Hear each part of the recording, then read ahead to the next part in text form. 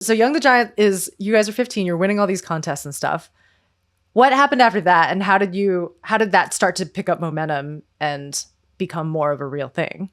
Yeah, and so at that point we were called the Jakes, which, there are still a few fans, I'm surprised actually, around the world who'll come up at the end of the show and be like, I remember you from the Jakes. And it took me years to figure out that the Jakes were Young the Giant.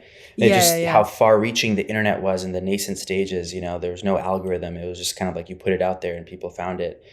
It was always like it was kind of, because I hadn't seen many examples of this working out for me, and because, I never really, with the exception of Freddie Mercury, when it blew my mind that I found out he was Indian, I didn't think that it was in the cards for me to really make this a career, right? So for me, it was always like, I love doing this, I enjoy doing this, but I'll probably find a real job. And so I got into Stanford.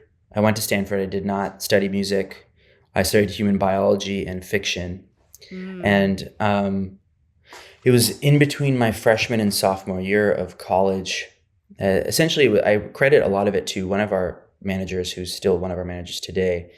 He was at USC at the time, and he really wanted this to be a thing. So he would book shows for us once a month. So while I was at school, once a month or twice a month, I'd fly back down to LA and play at the Roxy or play something like that, and just kind of get my sea legs going.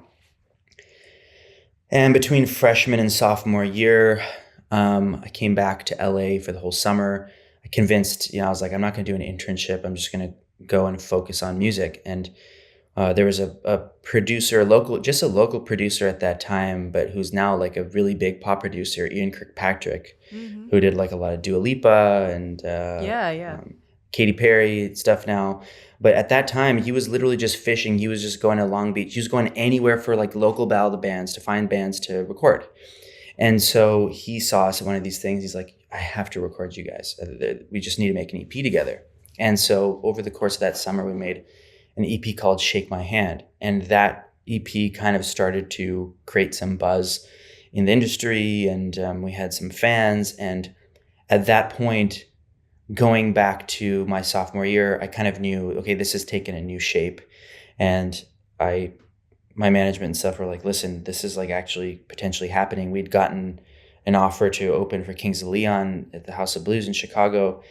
And he's like, you're going to regret this for the rest of your life if you don't take this chance. And I think it's one of the bravest decisions I ever made to, not only like leave something that I truly did love. I loved school, education, but then also, going against maybe my parents' wishes and going against the grain of really any expectation for a South Asian in this field. Yeah. What was that conversation like with your parents when you first told them that you were going to drop out of school?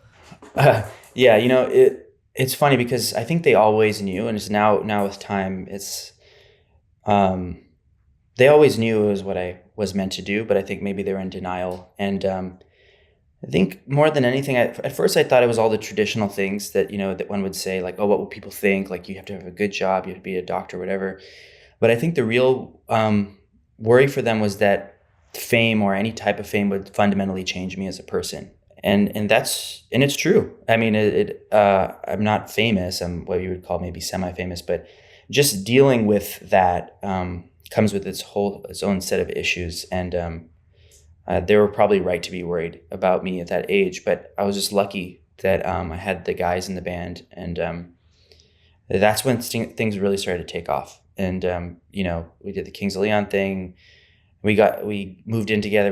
We signed a record contract, and then a year and a half later, we're playing the VMAs, and it just kind of came really, really fast. It was just that time, it was a crazy time to be in music. Spotify didn't exist yet, so it was just crazy.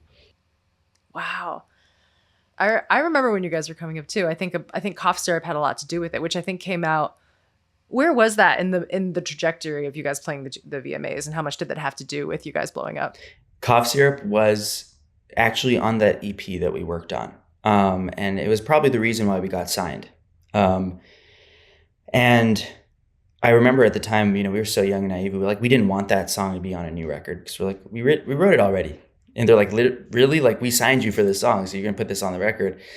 And, so we begrudgingly did it. But it was funny. I think, there was someone who was like, you need another single too. You need another one. And we were just so annoyed by that we just kind of went upstairs and made like a joke song, which became My Body. And that song came about in 15 minutes, and it just happened. And so Cough Syrup was the very beginning of that trajectory. My Body was one of the last songs we wrote for the first record. And I think, the first single we went with was My Body. So by the time we were at the VMAs, that's the song we played. Cough Syrup hadn't really even done anything yet at that point. Wow. But the things started to roll, and then people discovered it. And Glee was a huge part of that. I mean, Darren was a huge part of that. And it's pretty amazing that, several years later, after all that stuff, we were able to finally like connect, Yeah. And like actually be friends. Yeah. Yeah. That's so amazing. So when you were coming up in the mainstream space, it must have been such a genuine reckoning to realize how unique you were. And I'm wondering what that experience was like of coming into a very homogeneously white alt rock space, which still exists today. I was just thinking about this. No, totally. How did that shift your identity and your perception of yourself as an artist? It was a really unique time for music. MTV was, more or less dead when it came to video, right? So the visual representation of artists wasn't as strong, right? And I think that there is with this show also that I've been working with, Point of Origin, it's kind of like the light that we chose to focus were on white artists, right? But if you look actually at the full scope of music that was happening, particularly in the alternative genre, there was a lot of diversity happening at that moment. So I didn't particularly feel like I stood out. And also in a lot of ways, I hadn't come to my own cultural awakening yet. I'd studied a lot of my culture. I was proud of my culture, but I'd spent most of my days hanging out with not Indian people. So that understanding kind of only came a little bit later as a career started to take shape. And also, I have to also understand my own privilege. I'm light-skinned, brown guy, and have passingly Western features. And I also had the backdrop or the curtains, if I wanted to hide, behind all these other guys. And we're from all different places. We're all immigrants, actually, and ironically, all the white men in our band are immigrants. And we have our bassist who's Persian, but at that point we kind of were a group, an entity, and a symbol that was like, if I'd just done it by myself, I think it would have been a lot more cutting and a lot more immediate. Yeah, absolutely. I think that cultural awakening happened as I was traveling Europe, actually. I think, there was a lot of xenophobia, a lot of sentiments around immigration, refugees, Turkish, and there was a couple of pointed questions with interviews that were literally about that. Like, is it been difficult for you being a brown man? Because, it's weird. And I think those are the moments I was like really fully aware of it.